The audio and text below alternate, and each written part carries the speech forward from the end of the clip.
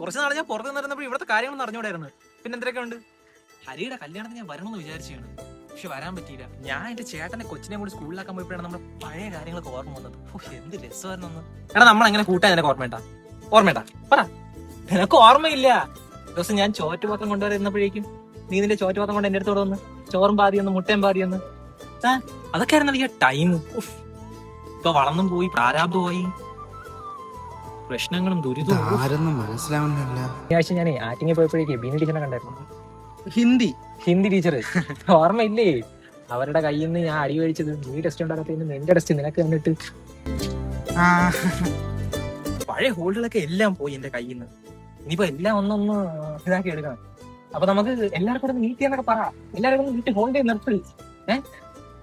നീ number മേടിച്ചാണ്? Number അല്ലേ ഞാൻ പറഞ്ഞുതരാം, നീ സേവ് ഇട്ട് മിസ് കോൾ അടിച്ചാൽ മതി.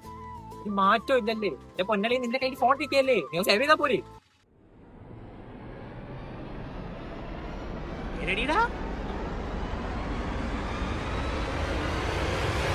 കുഴപ്പമില്ലടാ, ചിലക്കൊന്നും ഞാൻ ആരാണെന്ന് പോലും അറിഞ്ഞൂടാ. നീ എന്റെ അടുത്ത് ഇത്രയും മിണ്ടിയില്ലേ, അത് തന്നെ. പിന്നെ അമ്മ കാണാം.